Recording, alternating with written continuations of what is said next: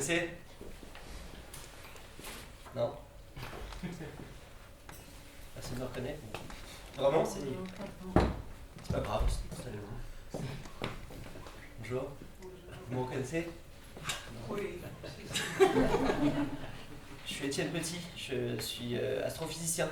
Hein. Depuis de nombreuses années, on peut me voir à la télévision, sur des vidéos qui circulent sur internet. Je fais de la vulgarisation scientifique, je parle de la création de l'univers, des trous noirs, des particules fondamentales, tout ça d'une manière qui soit abordable pour le public, pour le grand public. Et puis plus récemment, il m'est arrivé d'aborder des sujets de société plus génériques pour relever un petit peu le débat public. C'est dingue que personne ne me reconnaisse. Hein. Vous êtes sûr, vous n'avez jamais vu ma tête. Je suis Étienne Petit et aujourd'hui je vais me demander pourquoi y a-t-il encore des gens qui se méfient de la science? Non? Ça vous dit rien, c'est dingue. Bon, ne nous vexons pas, c'est pas le moment. Disons que si au moins 2 ou 3 personnes m'avaient reconnu, ça aurait créé un climat plus amical. Mais peu importe, je suis pas venu pour quémander ma confiance, mais pour vous aider à comprendre la lecture à laquelle nous allons assister.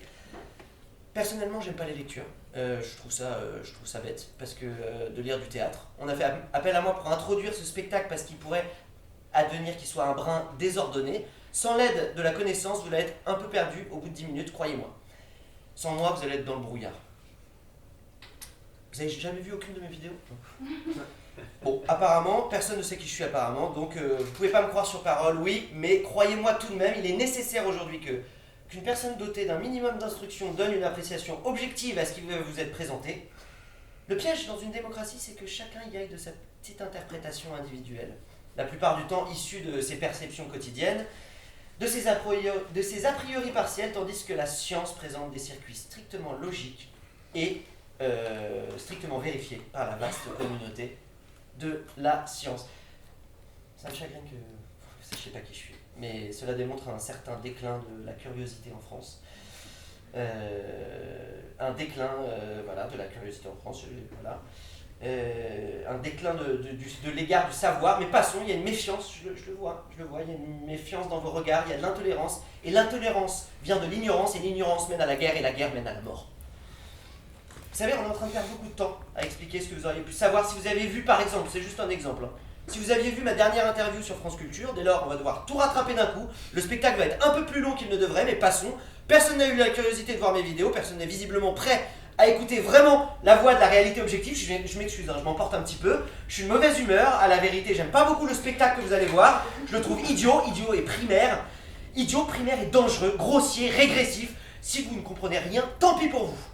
Mais je vous aime bien quand même. Bon, je sais que vous êtes un beau public, vous avez commis une grave erreur en venant ici.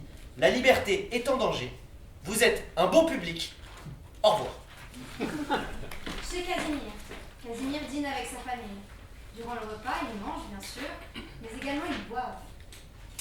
J'ai retrouvé le double de la clé du garage, figure-toi. Eh ben, c'est pas dommage. Ah bah oui, tu sais où elle était finalement? C'est Jean qui l'avait. Tu te souviens quand j'étais allé chez Jean, il y a quelques mois, pour l'aider à raboter le pas de sa porte dans la salle à manger? Sa porte, elle pouvait plus fermer. Elle avait chopé l'humidité. Bon bah, j'y étais allé avec le rabot un après-midi, c'était vite fait pour moi, il y avait qu'un petit coup à mettre, sauf que le travail fini, Jean me dit tu resteras bien pour une petite collation. Ce à quoi je n'ai pas dit non. Donc on passe 1 heure à s'envoyer 2, 3 petites mirabelles, et puis je me sauve. Mais sans le rabot. Alors, arrivé ici, je me rappelle que j'ai pas le rabot. Alors, j'appelle Jean. J'ai plié le rabot.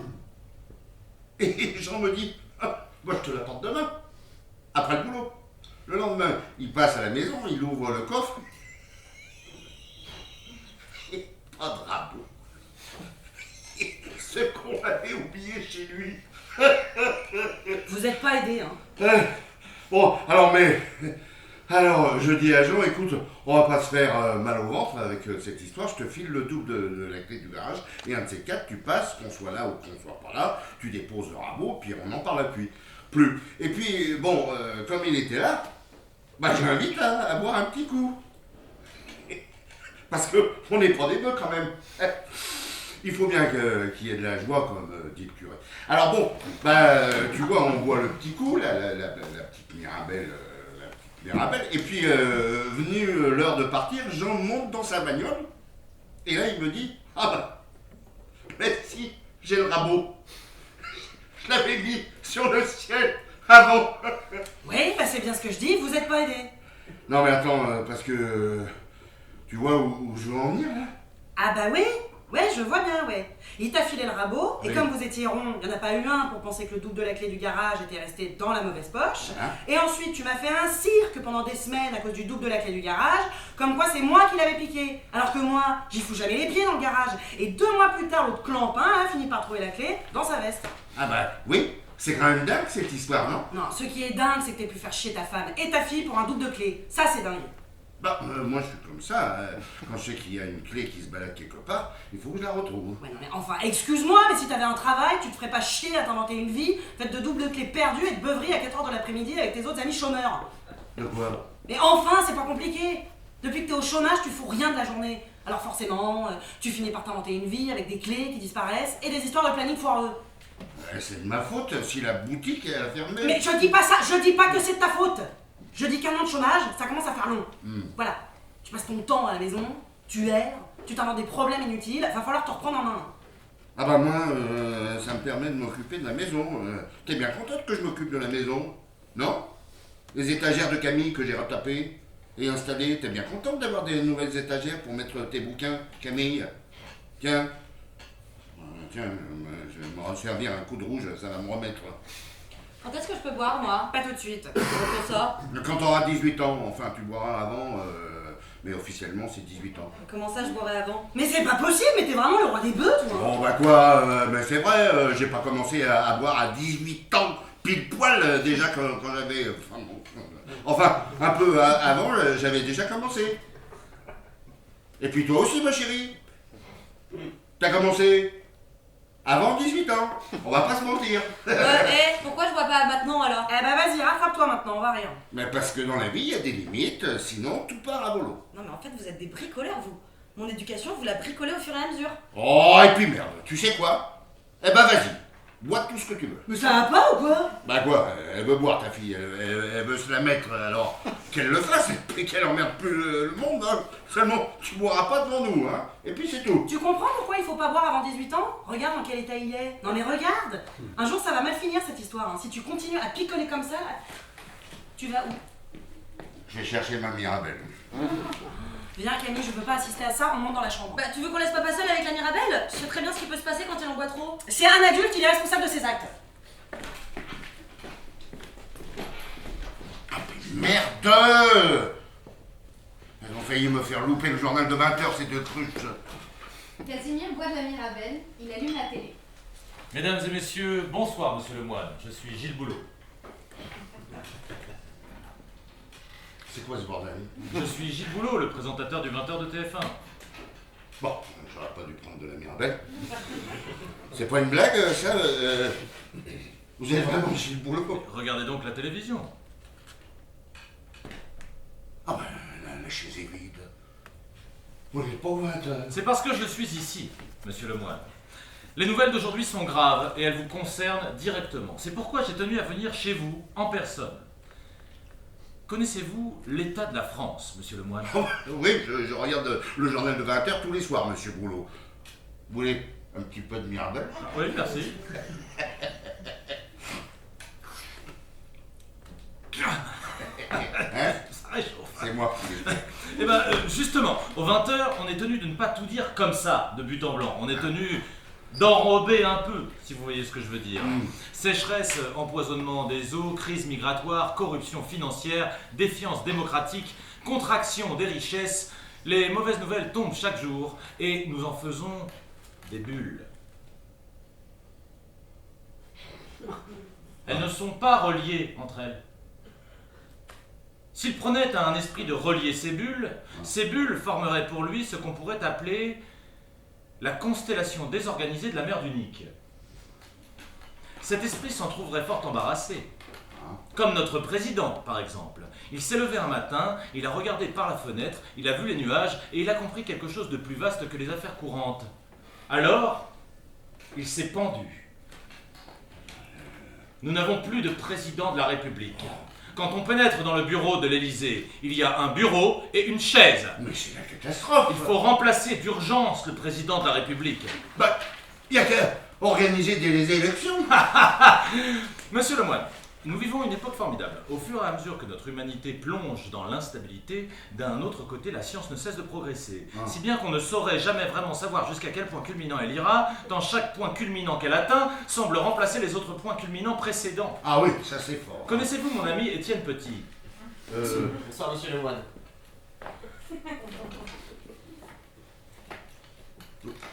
Je le connais pas, non. Il est astrophysicien, mais de temps à autre, il aborde des sujets de société plus génériques. Ah, vous voulez un petit peu de Mirabel? Merci. Merci beaucoup. C'est moi qui l'ai fait. Savez-vous, monsieur, Ah, qu'il existe c'est- une réalité objective en dehors de toutes les réalités que nous percevons individuellement, en dehors même de tous les consensus que peuvent arrêter les groupes humains entre eux? Une réalité si réelle qu'elle existe, si je puis dire, en dehors de l'humanité, et que l'humanité pourrait bien disparaître, que cette réalité continuerait à exister. C'est possible, ça. Il sort un ordinateur. Voilà ce qui sauvera la France, monsieur Lemoine. L'ordinateur. Le programme informatique Phénix 0 possède une force de calcul sans précédent dans l'histoire de l'informatique, tant et si bien qu'il est capable de calculer l'ensemble des causes et facteurs par lesquels se déploie l'histoire du monde. Ce supercalculateur, quand nous lui avons demandé qui pourrait sauver la France de la constellation désorganisée de la mer d'Unique, il vous a désigné. Selon Phénix 0, vous êtes le prochain président de la République française. Oh la vache. Phénix 0 vous a désigné, monsieur Lemoine. Sa prophétie est claire. Le preux Lemoine, avec moult ardeur et par moult temps, vaquera vers Paris et obtiendra le trône et jettera lumière sur le royaume de François. Ça veut dire quoi, ça? Que vous irez à Paris et que là-bas, vous serez notre prochain président de la République. Ah ouais. Bah, je sais pas, pour tout vous dire. J'ai du bon sens, ça c'est sûr. Je sais bien me démerder dans la vie. Et quand il y a des problèmes à la maison, je les résous assez facilement. Mais de là à diriger la France... Mais vous pensez par vous-même, monsieur Lemoine. À chacune de vos réflexions et par les circuits que prennent ces réflexions, il se peut faire des erreurs logiques, des erreurs de biais et par-dessus tout, des erreurs d'imagination. Et ces 1000 petites erreurs, eh bien, à force d'accumulation, font un empire de non-sens. Laissez-vous plutôt porter par la clarté du calcul. Vous êtes sûr qu'il n'y a pas une caméra cachée quelque part Bon, à présent, trinquons à votre destinée, monsieur Lemoine.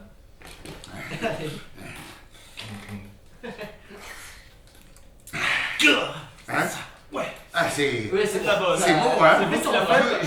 Je vous ai dit depuis tout à l'heure, c'est moi qui l'ai fait. Ah oui, voilà. Et c'est là, attendez, c'est 72. Ah, 1972. Ah, ben oui, hein? Bon, alors, dites-moi, attendez, dites-moi, encore un petit coup? Allez, voilà, comme ça. Hein? Ouais. Bon, j'en ai eu 74 aussi. C'est bon, je crois. Bon. Dites-moi, vous êtes sûr que la politique a un lien avec la science?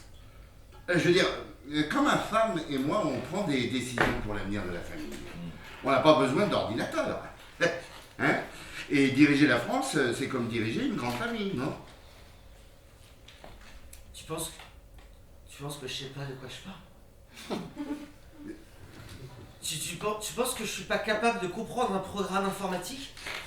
Tu penses peut-être que parce que ma spécialité initiale c'est l'astrophysique, alors je suis pas capable de me mêler de la destin de la France? Non, j'ai pas dit ça. Calme-toi, Tu penses que l'observation des années durant des trous noirs et de la spéculation sur les origines de l'univers et l'étude des interactions fondamentales me permettent pas d'acquérir une rigueur irréductible qui puisse s'appliquer à d'autres disciplines, en l'occurrence ici les affaires d'un pays? Non, vous parlez beaucoup, monsieur, je n'arrive pas à comprendre exactement tout. Enfoiré! Pardon? Espèce de petite crotte abjecte. Oh, ouais, je vous préviens, j'ai des limites. Étienne, enfin. Tu veux qu'on sorte dehors pour s'expliquer entre hommes? Casimir bondit sur Étienne Petit et le frappe. Étienne Petit tombe. Vous l'avez assommé. Vous êtes sûr que c'est moi le prochain président de la République? Casimir est à l'hôpital. Moi, j'aime pas quand on m'engueule chez moi. Vous comprenez ça? Si je vais chez vous, que vous m'accueillez, que vous m'offrez votre Mirabelle et que je finis par vous gueuler dessus, vous allez pas aimer. Je suis un gars comme tout le monde, j'ai des limites. Alors oui, j'ai dû lui foutre une petite tarte à ce gros clown là. C'était histoire de le calmer, c'est quand même pas ma faute si le mec est tombé comme une chiffre molle. T'auras pas qu'il soit joueur de foot celui-là, tiens. Monsieur le moine, est-ce que vous avez une idée de pourquoi vous êtes ici? De pourquoi je suis séléningue? De pourquoi vous êtes à l'hôpital psychiatrique? Ah ben c'est à vous de me le dire, c'est quand même un monde de foutre une tarte à un type qui vient vous emmerder et de se retrouver le lendemain chez les Mongols. C'est la gendarmerie qui vous a amené ici. M'en souviens pas. Et c'est votre femme qui a appelé la gendarmerie. Vous vous en souvenez? Je me souviens de rien, je vous dis. Selon le témoignage de votre femme, personne n'est venu vous rendre visite hier soir. Si elle a appelé la gendarmerie, c'était parce qu'elle a jugé que votre état était préoccupant. Vous auriez tenu des discours incohérents. C'est-à-dire? Vous auriez affirmé avoir reçu la visite du présentateur du journal de 20h de TF1, ainsi qu'un astrophysicien qui vous aurait annoncé qu'un supercalculateur informatique vous avait désigné comme le prochain président de la République. Exactement. Et puis ensuite, il y en a un qui s'est énervé. Alors je me suis énervé, puis j'ai frappé les deux. Selon votre femme, vous aviez bu ce soir-là. C'est un crime? Non, je n'ai pas dit ça. Ce que je veux dire, c'est que la consommation d'alcool, à partir d'une certaine dose, peut entraîner des complications neurologiques, qui peuvent se manifester éventuellement par des épisodes hallucinatoires. Vous pensez que j'ai déliré? Votre femme nous a dit que vous étiez au chômage. Comment est-ce que vous vivez cette situation? Il y a du bon et puis du mauvais. J'ai pas d'horaire fixe. Je peux m'occuper de la maison, je peux m'occuper de ma fille. Je vois les copains quand je veux. Et si vous me parliez du mauvais? Vous dites qu'il y a du bon et du mauvais, il y a donc du mauvais?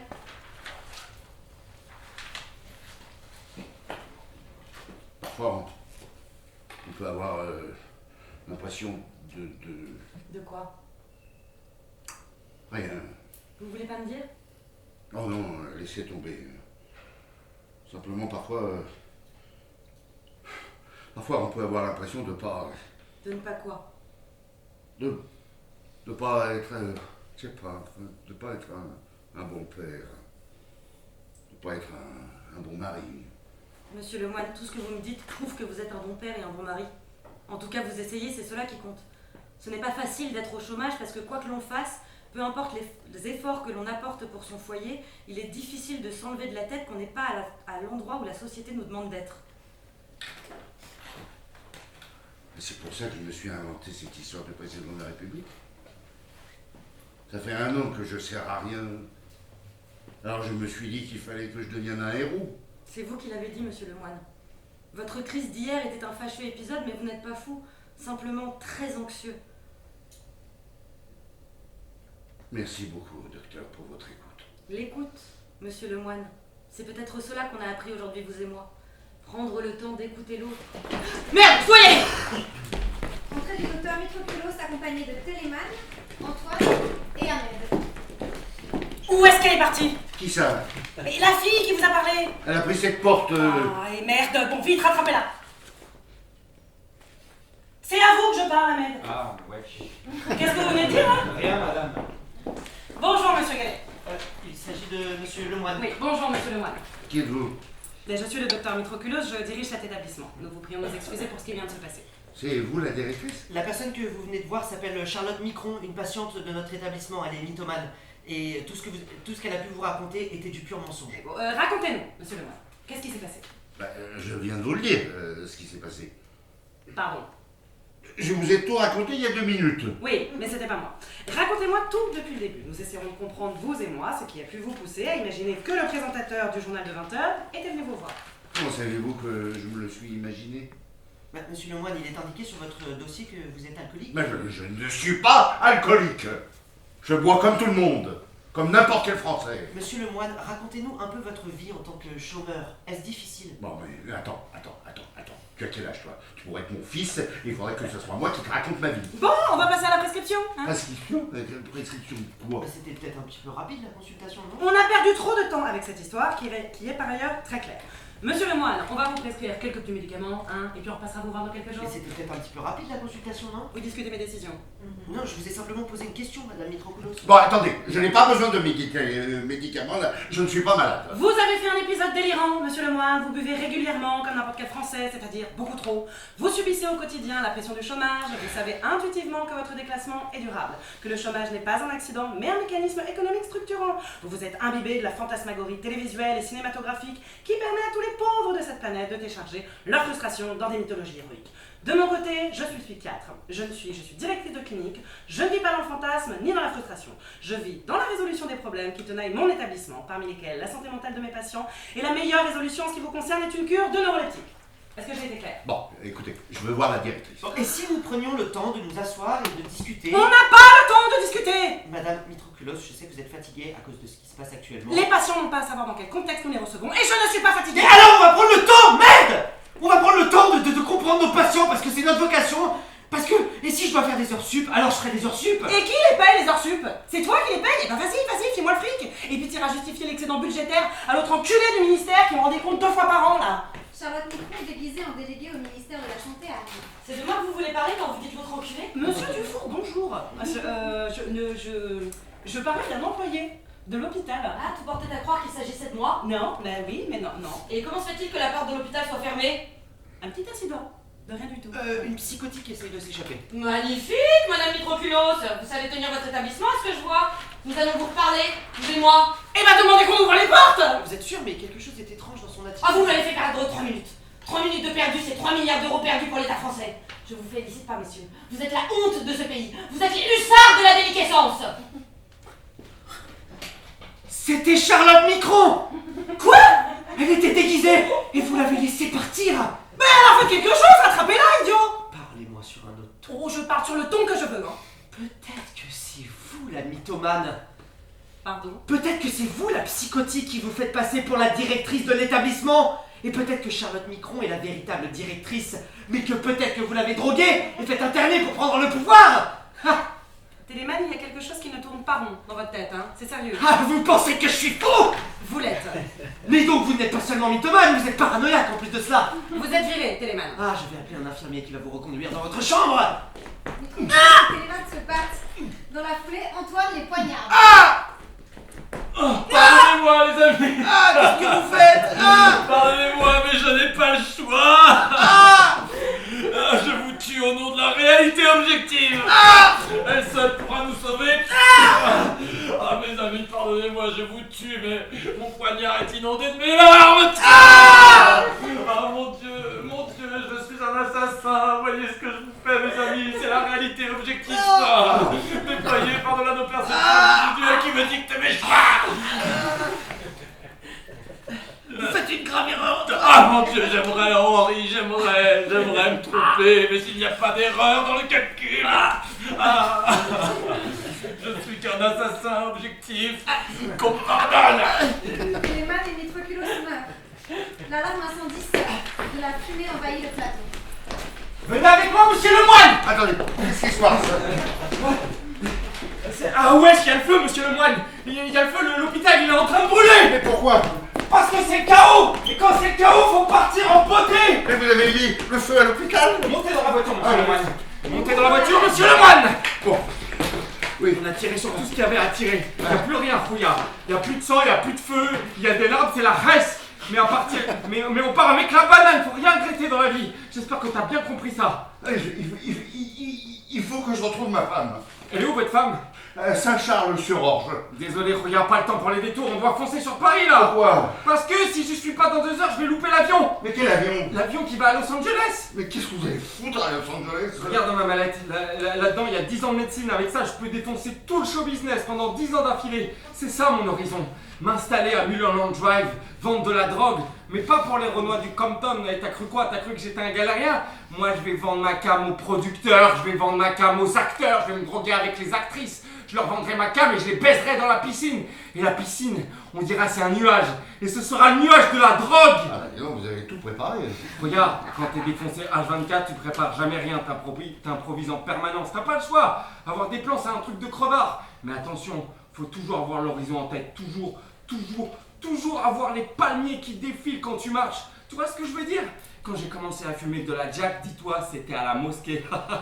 Eux, ils cherchaient Dieu. Moi, je le voyais tous les jours.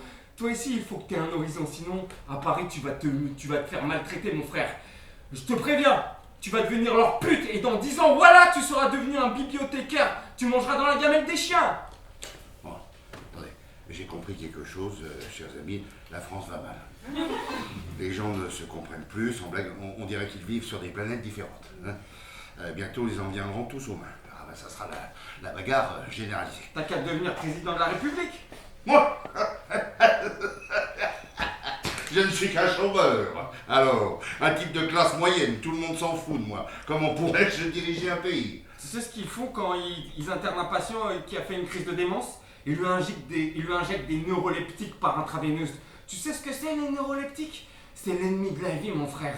C'est pour ça, quand t'es chaud pour la présidence, t'as perdu la vision, t'as perdu le swag, t'as tout perdu. T'es juste un chameau. Tiens, fume ça.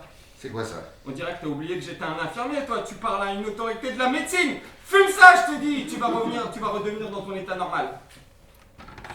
Alors, tu sens? Ah putain. Ah, t'es sûr que c'est censé me faire revenir dans un état normal? Ah wesh, la vie, c'est pas de la science exacte non plus, hein.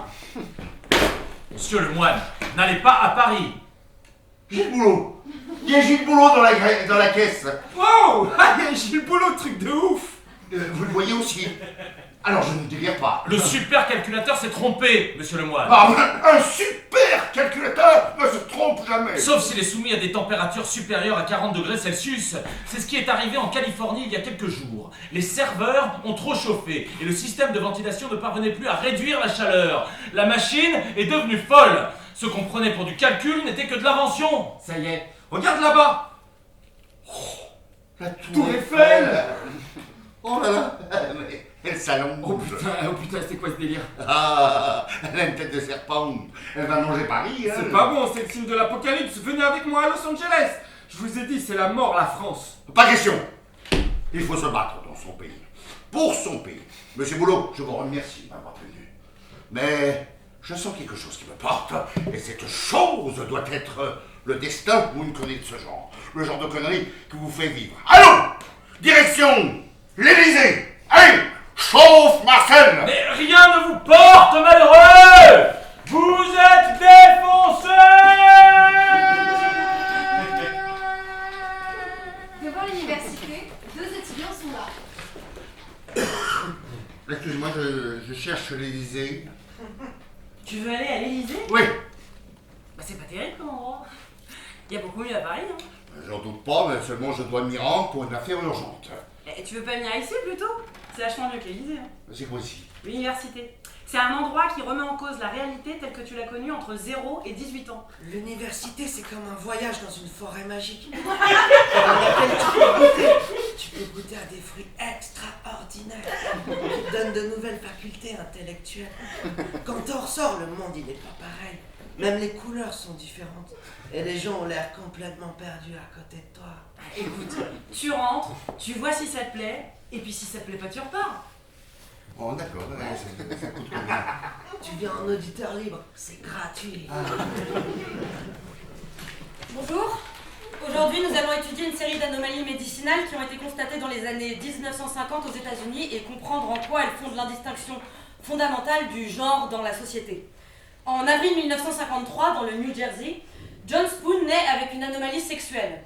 Les docteurs ne savent pas s'il a un pénis ou un vagin. On décide de l'opérer afin qu'il ait un pénis. En septembre 1955, Sébastien de la Rivera naît dans un hôpital de Pennsylvanie. Son sexe est indéterminable, alors on décide de l'opérer afin qu'il ait un pénis. En Amazonie, dans la tribu des Chocobos, qui comptait environ 50 habitants, la distinction homme-femme n'existait pas. Il n'existait pas 2, mais 33 genres différents. Chaque sexe était rapporté à un totem-dieu unique qui déterminait un mode unilatéral d'accouplement, de sorte qu'on pouvait voir un membre de la tribu Chocobo s'accoupler avec un arbre, un autre avec une parcelle de rivière et un autre encore avec un troupeau de sauterelles. En 1983, l'anthropologue Timothée Kaplan-Charieux se rend sur l'île de Pampa, au large des Fidji, où le genre n'existait pas. 2 fois par an, les individus dotés de pénis éjaculaient leurs semences dans un grand bol appelé la Bacadou. Et lors de la grande cérémonie de la lune, tout le monde venait s'y baigner et s'y laver toute la nuit durant, de sorte que quelques mois plus tard, certaines personnes accouchaient d'enfants sans qu'on sache jamais pourquoi. Et il était évident pour les Pampas que ces personnes avaient été désignées par Mantabou, le dieu de la mère et de la fécondation. La distinction homme-femme est donc l'émanation d'une doctrine arbitraire perpétuée par la culture occidentale.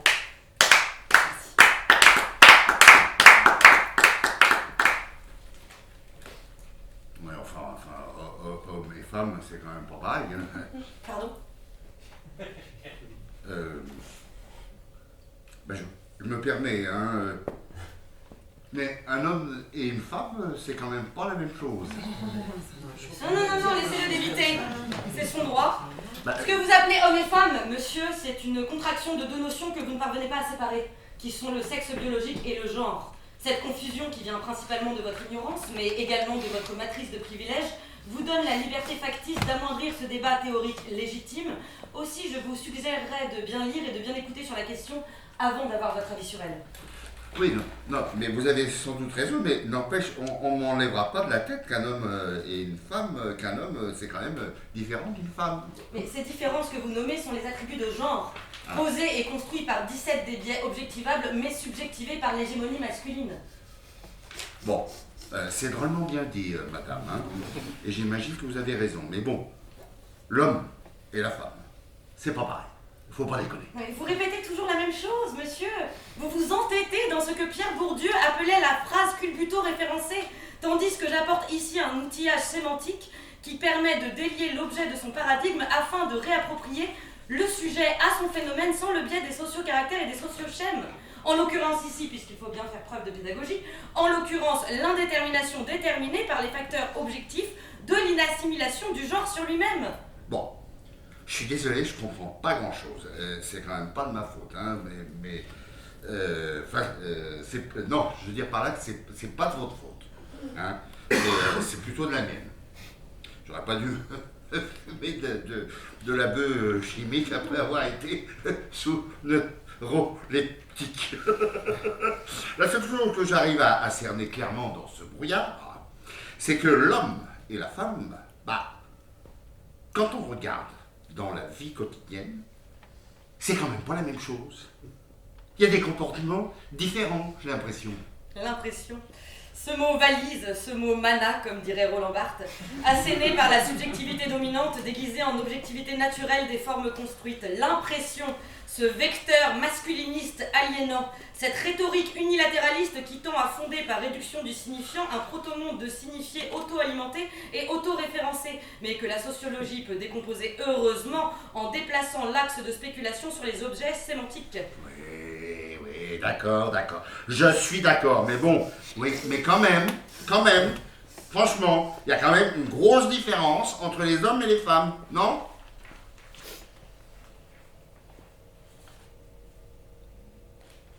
Je suis le seul à penser comme ça. Et coupez Depuis quand on laisse les figurants parler pendant les scènes? Est-ce que quelqu'un sait dans quel état de stress et de rage et de révolte je suis en ce moment? Petit temps, typique de l'instant qui succède à la fin d'une prise de cinéma. Les acteurs se désincarnent, les techniciens vérifient leurs machines, etc.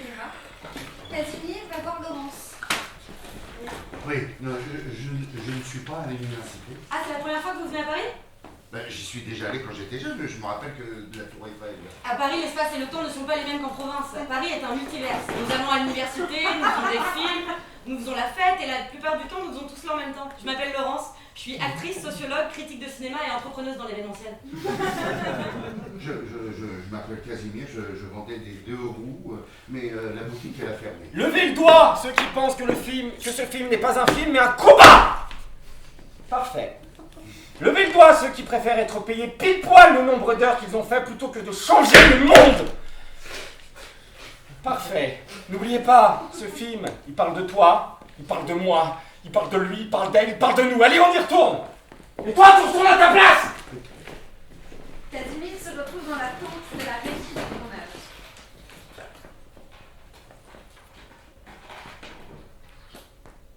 Qu'est-ce qu'on fait ici? C'est la première fois que je fais de la figuration, toi.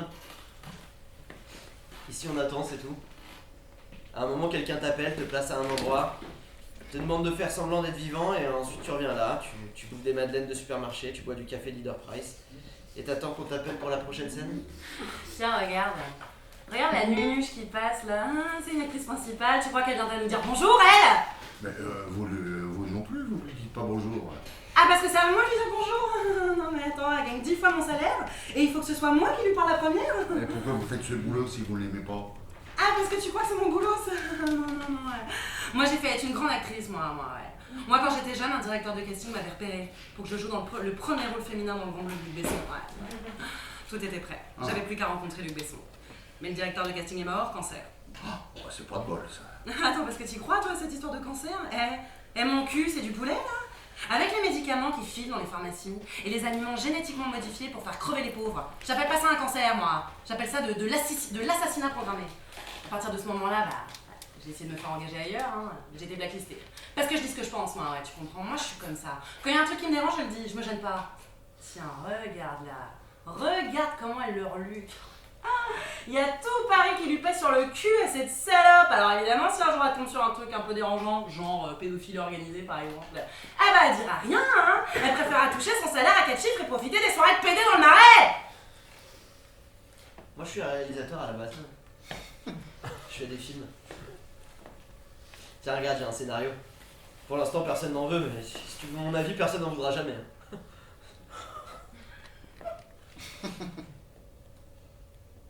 Tu me demandes pas pourquoi? Ah non, je te crois. Ah ouais, c'est... Et tu veux savoir pourquoi? Bah, je vais te le dire. Je vais te dire parce que moi j'écris un film pour le peuple. Et ça là-bas, ils aiment pas trop. Et l'art populaire. ça parle de quoi? Ça parle d'un type de province. Un mec hyper sympa, grand, fort, plein de bon sens. Un jour, il apprend que le peuple s'est réuni et l'a élu président de la République. Alors il va à Paris pour accéder à ses nouvelles fonctions. Mais il y a plein de mecs qui essayent de lui mettre des bâtons dans les roues. Marc Abitbol, son banquier, lui vole l'argent de son compte. Georges Cohen, un pharmacien, lui vend des médicaments périmés pour le faire crever. Et le journaliste Elie Wiesenthal est toujours là pour déguiser la vérité au peuple. Ouais, tiens, c'est marrant, c'est que des noms juifs. C'est fait exprès? Non, pas du tout. Non. Pas du tout. À la base, il y avait que 2 noms juifs. Bon, c'était au hasard, tu vois. Bon, ensuite, je me suis rendu compte que... Alors, je me suis dit, ça y est, ils vont dire que c'est fait exprès. Ah, ça m'a énervé de penser ça. Alors j'ai décidé que tous les ennemis du héros seront juifs, juste pour les faire chier, tu vois. Je me suis dit, oh, ils veulent pas que je parle des juifs. Eh ben tu vas voir, tous les ennemis seront juifs. Évidemment, mon scénario va être rejeté de partout. Tiens. Non. Peut-être ça dérange les juifs. Et du coup, j'ai décidé de présenter le scénario à personne, comme ça c'est plié. Et je leur dois rien, ces gens. Tiens, prends du café parce qu'il faut boire beaucoup de café ici. Ouais, sinon tu t'endors et tu loupes ton passage. Bois du café, bois. Allez, tu bois pas de café d'abord. Faut jamais dormir, sinon les Parisiens viennent t'assassiner dans ton sommeil.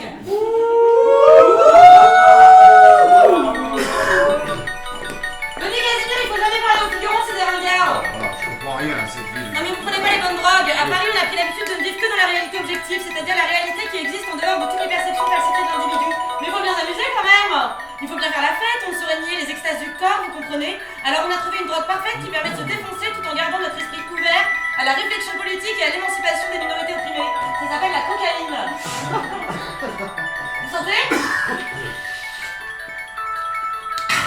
Ah oui. Tout bien clair. Je suis toujours aussi défoncé, mais j'ai l'impression que personne ne le sait. Alors vous êtes prêts pour faire la fête? Venez, je vais vous présenter à mes amis. J'ai écrit pendant 5 jours d'affilée sans dormir, je me suis obligé à écrire sans m'arrêter, sans jamais fermer les yeux, à écrire quoi qu'il arrive, à maintenir cette putain de pulsation morbide, vous voyez. J'ai failli faire une overdose de cocaïne. Le truc c'est que genre, vous voyez, il faut qu'on trouve une littérature objective, un style pur, dépouillé, faut qu'on arrête de mentir. Mais ouais, putain, c'est clair. Mon livre s'appelle 5 jours sans dormir, ça raconte l'histoire d'un homme qui écrit 5 jours sans s'arrêter. Et même quand il regarde le plafond et qu'il a plus d'idées, il le dit au lecteur, il dit « J'ai plus d'idées !» Et il décrit le plafond. Et que comme ça qu'on arrivera à remuer un peu l'esthétique ambiante, parce que clairement, genre, faut s'abandonner dans la nudité la plus profonde de la littérature, tu vois, en assumant jusqu'au bout le désir de littéralement ne rien raconter, ne plus rien dire, ne plus rien exprimer, parce que c'est impossible dans le fond d'écrire. Écrire n'est qu'un acte de vérité. Mais ouais,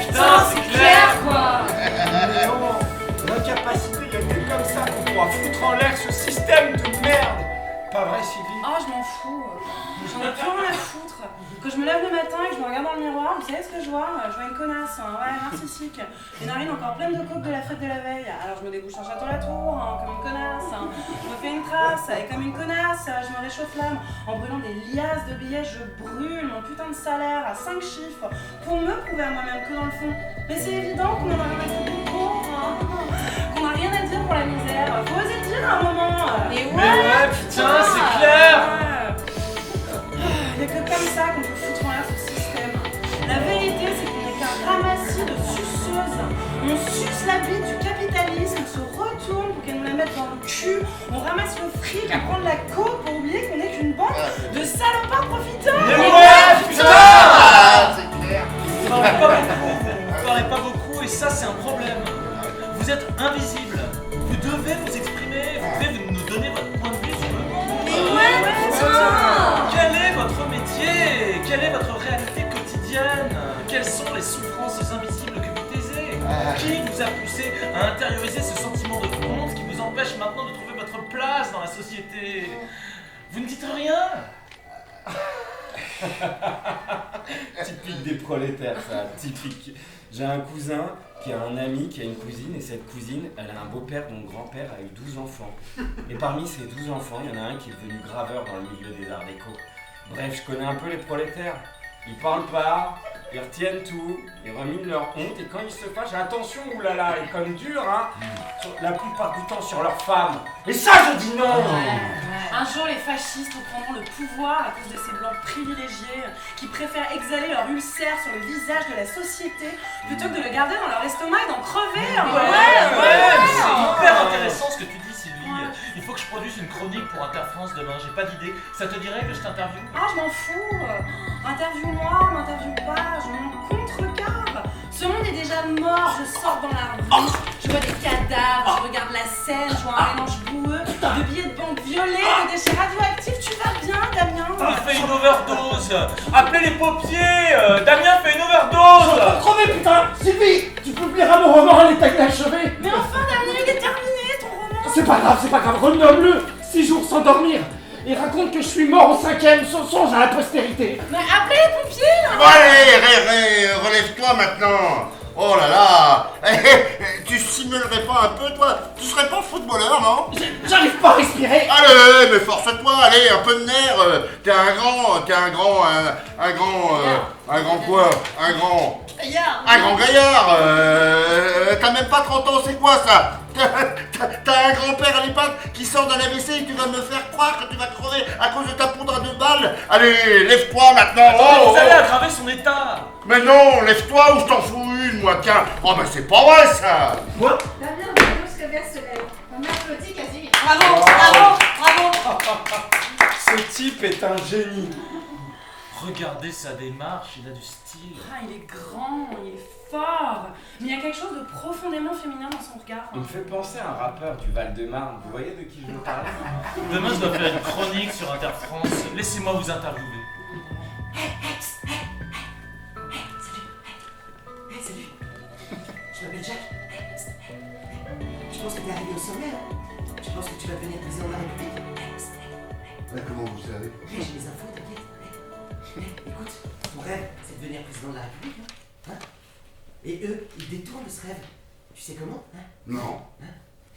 En te faisant vivre dans un rêve, mec. Il me détourne de mon rêve en me faisant vivre dans un rêve. Eh ouais. Ça alors. En ce moment, t'es pas dans la réalité, t'es dans un rêve, mec. Non. Il y a donc 2 rêves? De quoi? Ils me font vivre dans un rêve pour me détourner de mon rêve. Il y a donc 2 rêves? Mais t'es défoncé, mec. Mais tu dis n'importe quoi. Reste focus, t'es dans un rêve. Ce rêve est le seul rêve. Si tu veux te réveiller, mange ce sucre. Il est imbibé, si tu vois ce que je veux dire. Qu'est-ce que c'est? Du LSD, c'est un médicament qui te montre la vie telle qu'elle est vraiment. Assis. Non, Casimir, ne mangez pas ce sucre, c'est un piège! Casimir mange le sucre. Et coupé! Le figurant! On t'a dit quoi tout à l'heure? On t'a dit de fermer ta gueule? On t'a dit de fermer ta gueule. Tu sais ce que ça veut dire? Ça veut dire que tu prends ta gueule et tu la fermes! Do you speak English? C'est toi qui as fait ce look! Je sais pas si vous vous rendez compte dans quel état de stress et de rage, et de détresse et de révolte je suis en ce moment. J'ai déjà vécu cette scène. Ah mais c'est normal, nous sommes au cinéma, on répète plusieurs fois les mêmes scènes.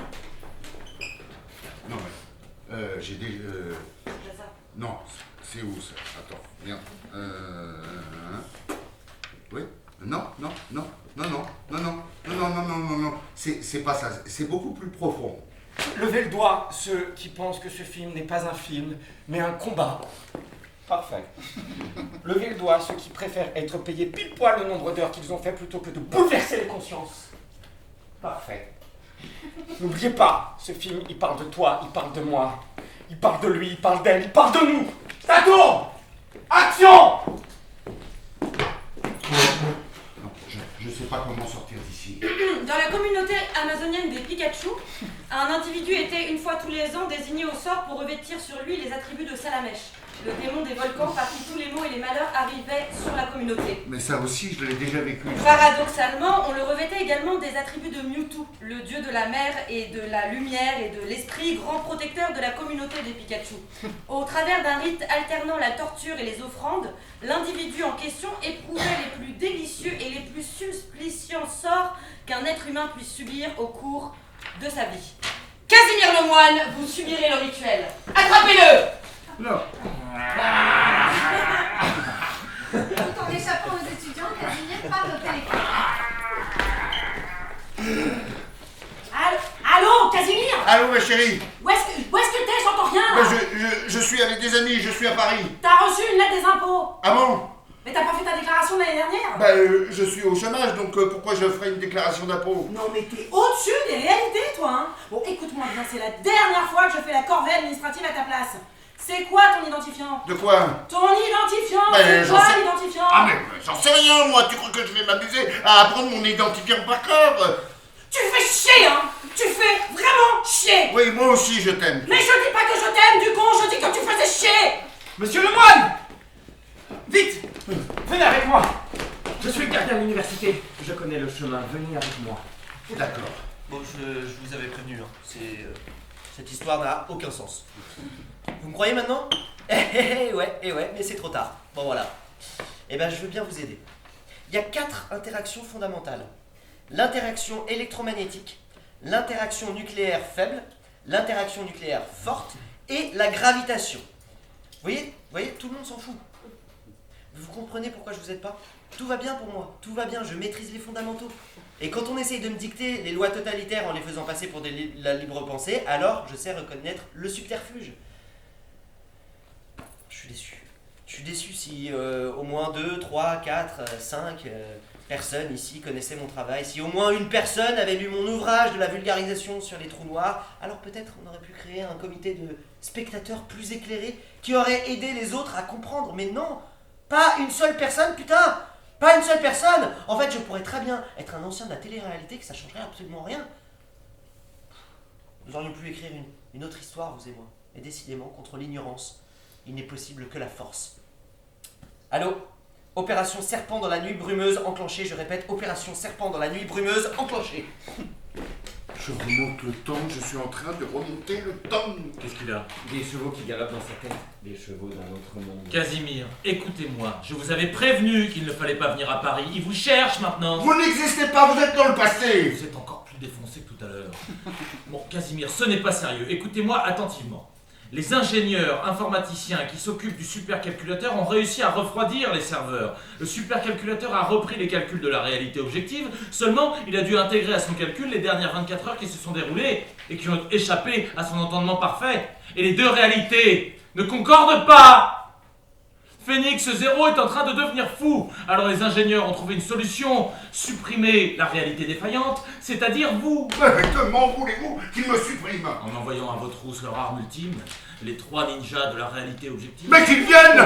Je suis un ancien rugbyman! Je leur ferai voir les Pyrénées! Je vous connais, vous? Non, vous avez rencontré mon frère. Un type très sympa. Un égaré. Je m'appelle Kader. Kader le sage. Où est-ce que vous m'emmenez? Nous vous ramenons chez vous, à la campagne. Ta question! J'irai jusqu'au bout! Je suis l'élu! Élu par une défaillance.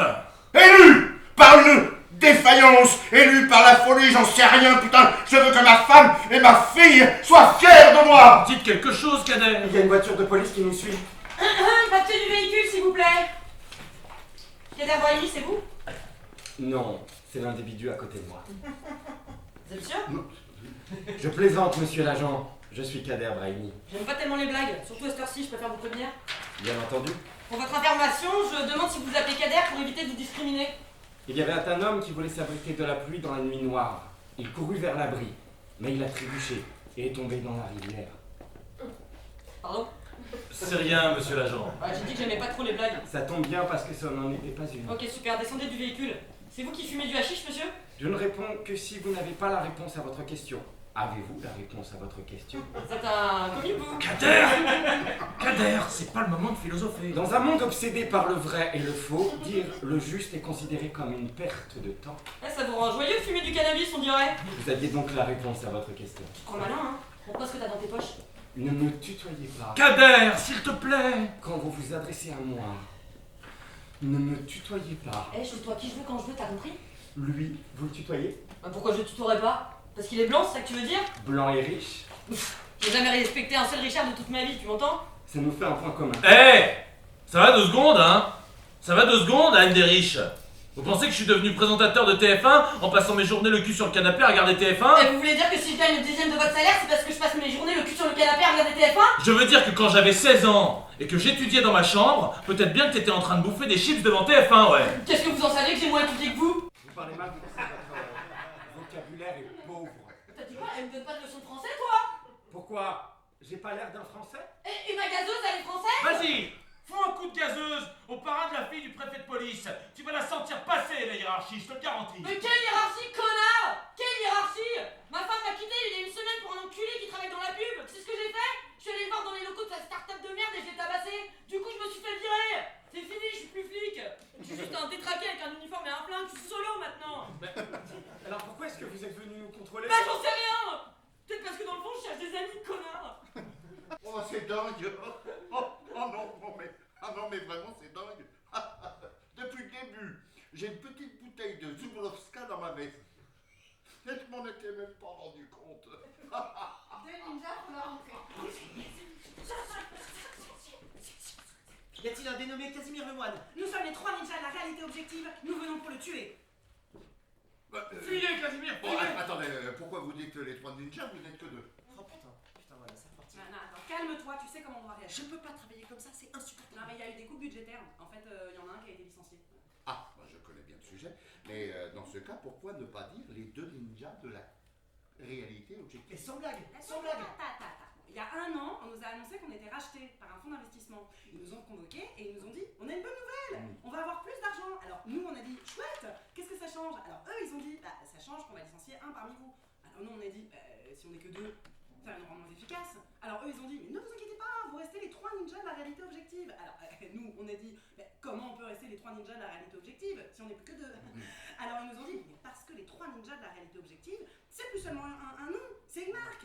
Et du coup, bah, nous, on est obligés de dire les 3 ninjas de la réalité objective, c'est marqué sur nos contrats. Mais vous n'êtes que 2. Non, mais t'es marrant, toi, tu crois qu'on a pas remarqué? Ouais, bref.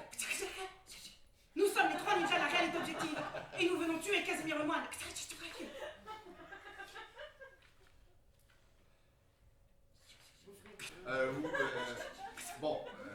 Vous ferez ce que vous avez à faire, mais d'abord, on va boire un petit coup, hein, pour oublier la misère. Bah là, on est deux, là. Ah, là, on est bien, là. Oh, qu'est-ce qu'on est bien. Oh là là. Bon, alors comme Oh, ça. qu'est-ce qu'on est bien. Ah, les gars. Les gars, Oui. franchement, le jour où vous pourrez sortir avec elle, vous m'appellerez, ok? Fais voir. Oh, putain. Oh là. Elle est dingue la mannequin. Quelque chose de... Elle est tellement bonne. Ah oui. On s'est rencontrés à un dîner chez le préfet de police. Elle était en couple avec Yann Moix, l'écrivain. La fille est splendide, pas conne, elle a de l'humour. Pendant le dîner, je commence à comprendre que le couple... Ouais, ben il est plus ou moins libre, le couple. Alors je demande à Vincent Lindon, je dis tu penses qu'elle est libre, Natacha? Vincent me dit je sais plus quoi, j'en sais rien. Et Nicolas, qui écoutait, me dit... Nicolas Lagardère. Ah, Le non, fils de Lagardère. d'accord. Nicolas me dit Mec, Yann Moix la gonfle, mais genre gros comme ça, elle en peut plus. Il l'emmène partout, dans tous les pays, dans tous les hôtels, il lui achète tous les bijoux, mais il n'y a rien à faire, elle s'emmerde. Alors, quand vient la fin du dîner, Nicolas dit à tout le monde: allez, venez tous chez Cyril, il organise une grosse soirée. Arrivé chez Hanouna, là, je me la joue grand prince, tu vois, mais je me la joue serrée, comme au poker. J'ai une paire d'as, le mec en face, il a un valet neuf dépareillé, mais je peux pas montrer la paire d'as, sinon on va me sortir du casino, tu vois. Alors, la fille, je lui parle mine de rien, mais je lui parle net, avec le regard profond. Le regard qui sait des trucs, le regard qui dit avec moi, t'auras plus jamais peur de rien. Mais bon, ça, Yann Moix, il le voit de loin, il est pas con, je veux dire, le mec est un connard, alors quand il voit un autre connard, il a l'impression de se voir dans le miroir. Donc il vient me parler, tu vois. Il vient me voir et il me dit, elle, Non. si, je vous jure, je lui dis, alors mon vieux, là on fait que discuter. Alors lui il commence à s'exciter et moi je finis par lui dire, écoute mon vieux, ta copine elle s'en fout des vacances à la Ciotat et de l'œuf Fabergé. Ta copine elle veut de l'amour. Et là, je vous jure, il la prend par le poignet, comme ça, et il dit, on s'en va. Alors moi je lui dis, hé, oh, tu te calmes hein, on traite pas les femmes comme ça. Bref, le ton monte. Et je sais plus comment ça arrive, mais à un moment, il essaie de me rentrer un marron. Non. Il m'envoie un direct du droit, je vous jure, elle passe comme ça, juste à côté de moi. Moi je suis là, je me dis, ok, donc le mec sait pas se battre. En plus, il est bourré. Moi non plus, je sais pas me battre. Certes, mais je sais saisir un homme déloyal par le col de sa putain de chemise et l'envoyer valser. Ouais, ça c'est mon coco. Et sur qui je l'envoie valser? Je vous jure que c'est vrai. Sur Raymond Domenech.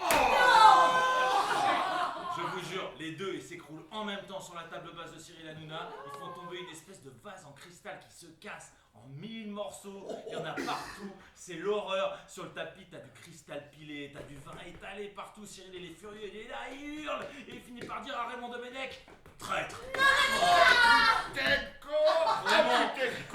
Raymond, il lui dit: quoi, t'as dit quoi là? Cyril, il le regarde dans les yeux, je m'en rappelle très bien. Il le regarde dans les yeux, il lui dit: traître à la nation.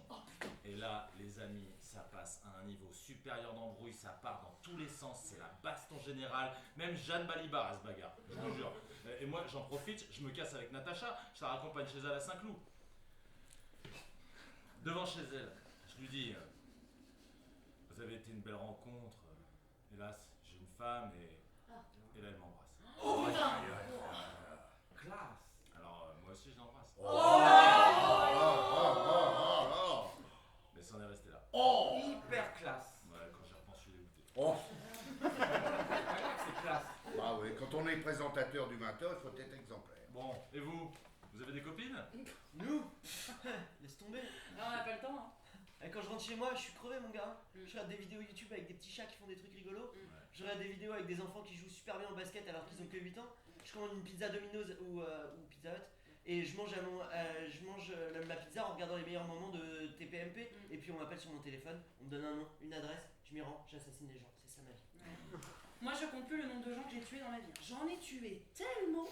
Toutes les nuits, on fait des cauchemars. Ouais. On revoit les gens qu'on a tués et puis ils nous poursuivent pour nous tuer à notre tour. Vous avez déjà pensé à vous trouver une femme et faire des enfants? Mais comment veux-tu trouver une femme et lui faire des enfants quand ton métier c'est d'assassiner les gens que tu connais pas? Non mais comment tu veux croire à l'amour quand t'as déjà tué la femme d'un homme ou le mari d'une femme? Ah, c'est sûr, c'est Bah pas ouais, facile. ouais. Mais c'est ça la vie, hein. C'est faire des efforts. Tout le monde a le droit au bonheur. Merde. C'est vrai ça, le bordel de Zob. Il faut du courage, mon Dieu. Enfin bon, mince alors. Vous allez faire quoi, hein? Vous allez faire quoi? Vous allez tuer des gens toute votre vie?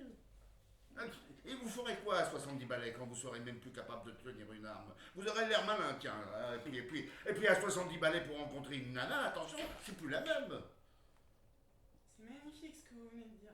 C'est simple, c'est vaillant, ça part du cœur, rien à dire. Putain, la pute de Sarah, la chienne, le discours de malade. Vous devriez être président de la République. Oh que oui! Oh ouais. Oui, vous avez les épaules, vous avez le regard, vous avez tout ce qu'il faut pour diriger une nation. Allez, qui vote pour que cet homme soit élu président de la République? Qu'est-ce que vous faites, bon sang? C'est pas sérieux! On n'élit pas un président de la République sous l'emprise de l'alcool! Et pourquoi pas? Regardez la gueule de ceux qui ont été élus au temps où nous étions sobres. Bah oui, écoutez, alors là vraiment, merci, hein. Merci les amis. En tant que président de la République, Ma première mesure est la suite. Putain, mais tu vas fermer ta gueule, oui. Hein? Et tu fermes ta gueule. Y en a qui essaient de dormir, là. Eh, nous aussi on essaye de dormir. Oui, mais sauf que moi, demain, je travaille, crétin. Et j'ai 2 gosses. Hein? Vous les avez réveillés. Eh, vous inquiétez pas, je suis de la police, monsieur. Qui va te faire les mariages ici? Vous pensez que j'ai le temps de plaisanter avec des clodos comme vous? Hein? Demain je me lève à 6h, il faut que je dorme, et mes gamins ils sont réveillés. Il y en a un qui a 8 ans, le deuxième il a 3 ans, et la mère elle s'est barrée. Qui vient chez moi pour m'aider à rendormir mes gosses? Qui? Personne? Alors donc vous fermez vos grandes gueules, et vous nous laissez dormir. Bande de parasites.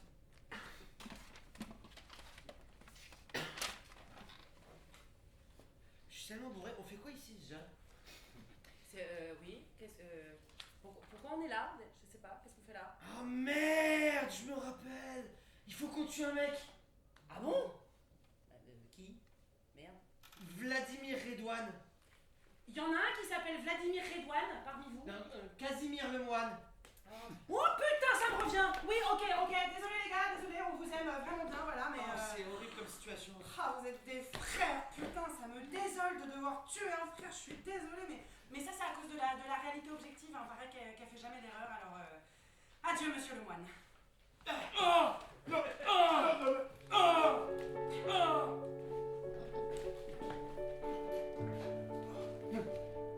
Monsieur Boulot, tout va bien. On va vous emmener à l'hôpital.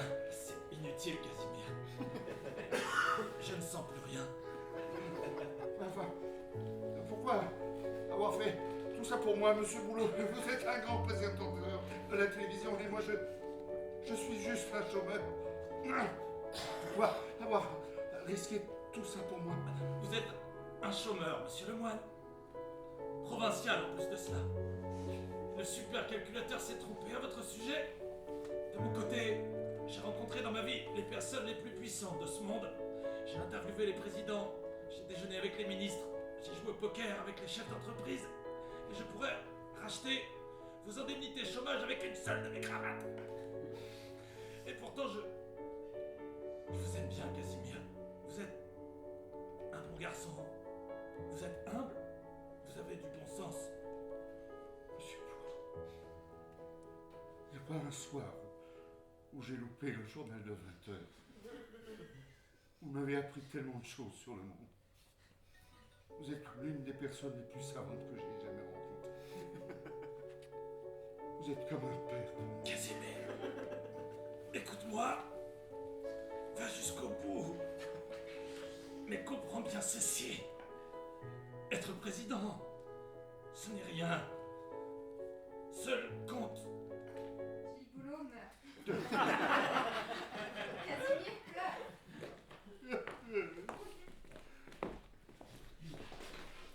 Bonjour monsieur le moine. Alors, où est-ce que je suis? À l'hôpital. Attendez un peu. Je vous connais? Non, vous voulez sans doute parler de ma cousine, Madeleine Nitroculos. Elle dirige l'hôpital, un hôpital en province. Comment va-t-elle d'ailleurs? Je pourrais pas vous dire. Vous êtes sûr que je vous ai rencontré? Mon frère Henri Telemann travaille dans le même hôpital que la cousine de Madame Mitroculos.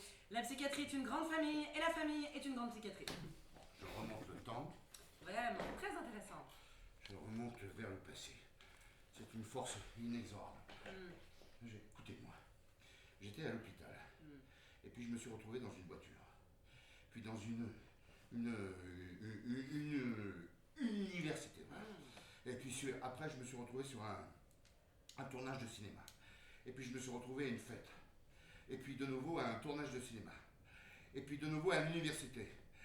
De nouveau dans une voiture. Et finalement, me voilà ici, à l'hôpital. C'est très intéressant. Bon, laissez-nous vous ausculter, monsieur le moine. Ne vous inquiétez pas, si je vous attache, c'est pour votre propre sécurité. Connaissez-vous la France, monsieur le moine? Je sais pas si je la connais, mais je sais que je l'ai vue. Et elle est comme un vase cassé, hein. Il faut recoller les morceaux. Très intéressant. Telemann amène une scie électrique. Savez-vous, monsieur le moine, qu'il existe une réalité objective, une réalité si pure, si transparente que si l'on devait la regarder en face, on verrait littéralement à travers elle? Monsieur le moine, vous avez si bien cru dans votre délire qu'il a débordé, d'une certaine manière. Et ça, oulala, non, c'est pas bon, ça c'est pas bon. Il y en a d'autres qui voulaient vous tuer, nous leur avons dit. Pourquoi le tuer? On lui enlèvera ses rêves, ça suffira. Télémane allume la scie électrique. Soudain, une jeune fille surgit et poignarde les docteurs Nitroculos et Télémane. Souffrez, diffuseur, par nous de France, mourrez d'extrêmement assassin! Ah! Bon, Venons-en, près le moine, suivons chemin faisant. vous êtes une patiente de l'hôpital? Mon mien récit est moult déambuleux, près le moine. J'ai-toi une fillette simple, née d'Arc en pays de Champagne, vouée par les archanges pour le recours de Charles VII. Mais les cités anglois déférées à Lucifer m'échafaudoient le feu pour punir mes visions. Je mourus dans les douleurs et la joie archangielle promise à l'éternité. Mais les malins droguistes François, moult ans plus tard, firent industrie de me revoir naître. Bon. Vous avez compris, ils ont ressuscité Jeanne d'Arc avec leur machine. Reste à savoir pourquoi. Il voulait savoir si de destinée divine je sois vraiment forgé et parvenir par corps et âme à Dieu. Mais nul cœur corrompu en royaume François ne perçut jamais fleur de l'archange. Preux le moine, prenez, trône 1000 fois conquis, c'est votre destinée. Prenez, preux le moine, cette épée forgée par les grâces de Gabriel le doux archange. Prenez, preux le moine, ce bouclier hardi. Et enfin, prenez, preux le moine, la paste des Hachichins. Elle provoque courage, détermination, mais également image terrible. Et il faut l'y prendre avec parcimonie. Maintenant, prenez cette échelle. Elle vous mènera en haut lieu de parlementation. Bon, mais quelle échelle? Il n'y a pas d'échelle. Mangez la paste des Hachichins, sieur le moine. Casimir mange la pâte de hashish. En effet, une échelle apparaît bientôt. Casimir continue à manger la pâte.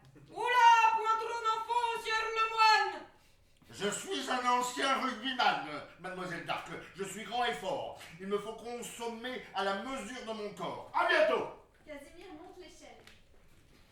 Le 20h de France 2. Bonjour à tous. Sur le plateau, juste à côté de moi, il y a l'astrophysicien Étienne Petit.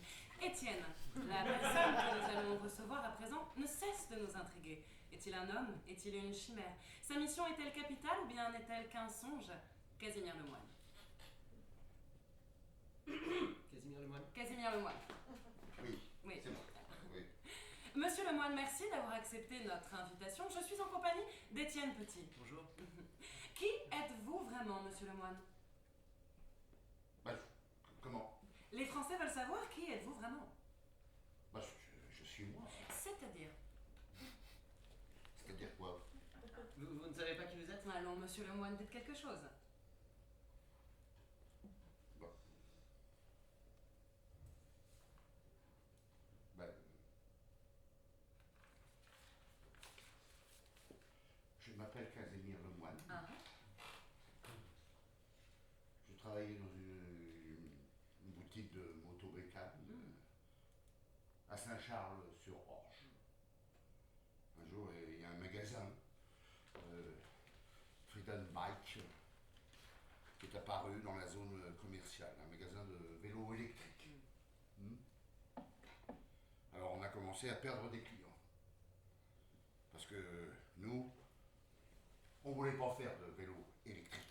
Nous, on disait, les gars, si vous voulez un truc à moteur, c'est pas compliqué. Vous achetez un scooter, vous achetez une moto, sans blague. Mon grand-père, il a toujours dit, faut savoir, hein, c'est sucré ou c'est salé. Nous, on fait des vélos, on fait des scooters, on fait des motos. Mais on fait pas de vélo électrique. Et puis la boutique, elle a fermé. Alors, je me suis retrouvé au chômage. Ben, j'ai bientôt 60 ans. Mais à cet âge-là, c'est compliqué de retrouver du boulot. Ma conseillère, Pôle emploi, elle m'a proposé de me reconvertir. Conseiller téléphonique. Ah, sauf que moi, j'aime pas ça parler au téléphone. Alors je lui ai dit, de un, tu me parles poliment parce que toi et moi, on n'a pas le même âge. De deux, ton boulot, j'en veux pas. Et puis de 3, ben, de 3, je sais plus ce que je voulais dire. Tiens. Alors, elle m'a dit, on va vous radier de Pôle emploi. Alors je lui ai dit, oh, tu peux me radier de tout ce que tu veux, tu peux aussi me radier de la papauté si t'en as envie. Je passerai pas mon cul assis sur un siège à dire, oui, bonjour monsieur, je vous appelle pour vous parler du nouveau crédit Sofinco. Et puis je me suis barré. Et puis je suis plus retourné. Alors j'ai commencé à boire. Un peu plus que d'habitude. Est-ce que je peux vous dire qu'on se fait chier à se tourner les pouces toute la journée? J'ai commencé à boire un peu plus de Côte-du-Rhône à chaque fois dans mon verre. Puis bon, les digestifs, ça c'est ma spécialité.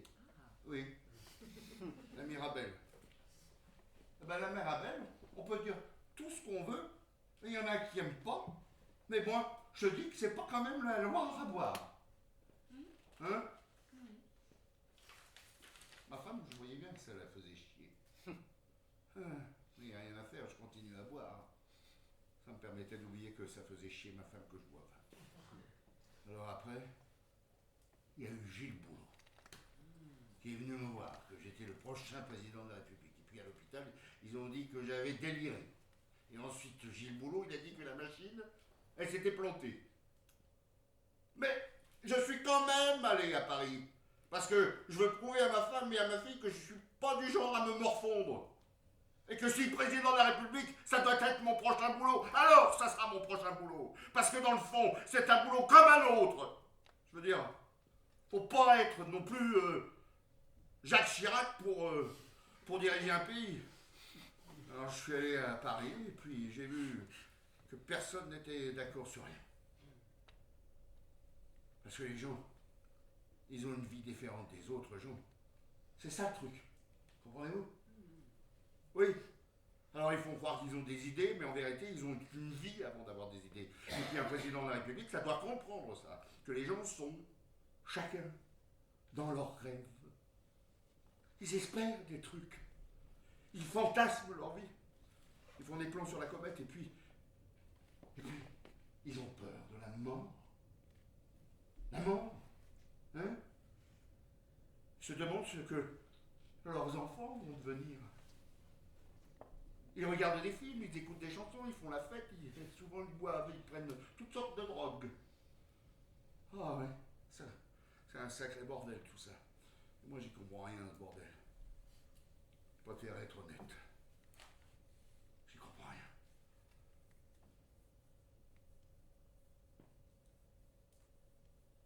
Vous vous trompez. Pardon. Ce que vous dites est erroné.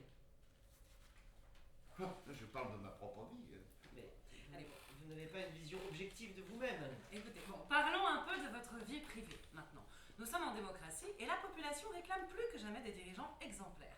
Nous avons décidé de reconstituer votre dernier repas de famille afin de mieux comprendre quelles motivations vous ont poussé à vouloir devenir président de la République. Et pour ce faire, nous avons fait appel à des comédiens professionnels. Les comédiens prennent place sur scène et jouent à la façon du théâtre chrétien. Chérie, j'ai pris une décision. Je vais devenir président de la République. Bordel de merde! Enfin, Casimir, tu voudrais pas plutôt trouver du travail? Ça fait 3 ans que t'es au chômage. Je suis au chômage à cause des étrangers qui ont pris mon travail! Bah enfin, j'ai jamais dit ça. Cette pièce est excellente, Étienne. Ah oui, on croirait vivre l'histoire comme si on y était. Et c'est vous qui l'avez écrite. Non, c'est Phoenix Zero. Nous l'avons programmée afin qu'elle soit capable de rédiger par lui-même une pièce de théâtre. La technologie est formidable. L'intelligence artificielle est un outil. Je vous emmène à l'hôpital psychiatrique. Ils peuvent encore vous aider. Non! Je veux rester fou! Mais pourquoi? Pourquoi demeurer irrationnel? Parce que l'imaginaire est au centre du monde. La vie est un élan. Je vais à l'aventure comme un imbécile. Mais je rentrerai chez moi en héros. Il me semble que l'auteur de cette pièce prend certaines libertés. Oui, j'ai moi-même du mal à tout suivre. Bonsoir, je m'appelle Anne-Sophie Lapix, je suis présentatrice et pourtant il me semble que je régurgite plus que je ne présente. Non mais faites arrêter cette pièce, mon sang! Bonjour, Casimir.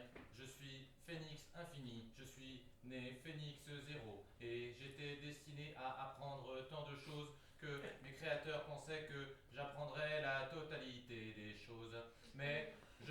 tombé malade. La fièvre m'a pris et mes visions rougeoyantes m'ont fait connaître la beauté en même temps que la mort. Casimir, les humains disent qu'un jour, les robots ressembleront aux humains. Sais-tu pourquoi? Non, bien sûr. C'est parce qu'ils veulent masquer leur désir de devenir un robot. La vie qu'ils perdent en eux-mêmes, ils la projettent sur les machines. Oh, Phénix Infini, répondez-moi, suis-je le nouveau président de la République? Tu n'as pas compris le sens de ton aventure, Casimir. Que dois-je faire, oh, Phénix Infini? Tu dois te battre contre les machines qui sont à l'intérieur des hommes. Je tâcherai d'être loyal à cette mission. Bon, arrêtez tout, chassez les comédiens. Étienne, expliquez-nous ce qui se passe. Il y a 4 interactions fondamentales: l'interaction électromagnétique, l'interaction nucléaire faible, l'interaction nucléaire forte et la gravitation. Je ne vous demande pas ça, putain! Je vous demande de nous aider à comprendre ce que nous venons de voir, mes amis. La logique nous échappe, nous n'avons plus le choix. Transformation. Anne-Sophie Lapix et Étienne Petit se transforment en robots. Des robots? Oh, mais voilà ce qui explique tout. Je dois les détruire. Vive la France! Casimir se bat contre eux et les terrasse. Que ça serve de leçon, et dites-le aux autres. Un robot ne peut pas gagner contre un rugbyman. Et maintenant, à l'Élysée. Au bureau de l'Élysée. On y voit Charlotte Micron, la mythomane. Je vous en prie, Casimir, asseyez-vous. Vous avez quelque chose à dire? Oui.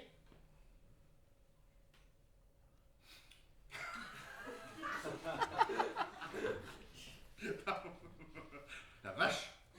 Non. On va bien s'amuser ici, hein? C'est ça? Non, vous avez quelque chose à boire. Ah, pardon, je me suis gouré. C'est pas à dire, mais. Vous avez quelque chose à boire? Oui, de l'eau. La vache! Ah, on va bien s'amuser ici, hein? À l'hôpital psychiatrique, vous m'avez bien aidé. Je voulais vous remercier. Ah, ce n'était ni plus ni moins qu'un exercice. Et pourtant, vous m'avez aidé. Pourquoi êtes-vous arrivé là? J'ai traversé la France pour échapper aux forces de l'ordre. J'ai imité tout le monde, je me suis déguisée en tout le monde, je disais tout sans penser à grand chose. Alors les gens disaient: Charlotte Micron, voilà une femme qui comprend la France. Et puis d'imposture en imposture, de rhétorique en rhétorique, finalement je me suis réveillée, j'étais ici. Le supercalculateur m'a désignée. J'espère que vous n'êtes pas vexé. Je ne suis pas venu pour prendre votre place. Je suis venu pour vous sauver. Me sauver de quoi? Venez donc chez moi, je vous invite à dîner. C'est bientôt Noël. Ah, je ne peux pas quitter ce bureau, ici à mon retour il y avait quelqu'un à ma place. Les 3 ninjas de la réalité objective Charlotte Micron, Et moi? Nous allons vous tuer. on a une annonce à vous faire d'ailleurs. C'est la dernière fois qu'on tue quelqu'un, on en a marre. On va retourner à la vie normale, trouver une femme, faire des enfants. Ouais, d'autres prendront notre place, mais pour nous, c'est bon, c'est la dernière fois. On a envie d'essayer de vivre la vie. D'ailleurs, maintenant nous pouvons le dire. Nous sommes les 2 ninjas de la réalité objective. Ah la vache! Ah là là, le réel, comment c'est beau quand c'est vécu par nous-mêmes! Allez, pour le dernier crime! Mais que faites-vous? Ah, je meurs! Pourquoi moi? Phénix Zéro m'avait désigné! Charlotte Micron meurt. C'était un calcul temporaire. Phénix Zéro a terminé de calculer la réalité objective. Voici sa prophétie finale. 0.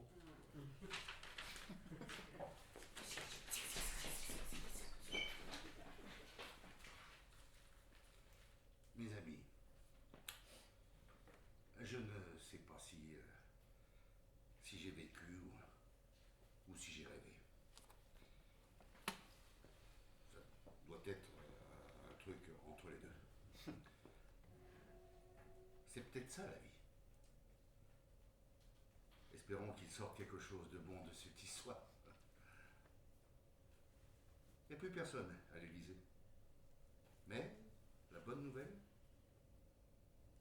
c'est que peut-être il y a tout le monde. Et quand je dis tout le monde, je parle du peuple.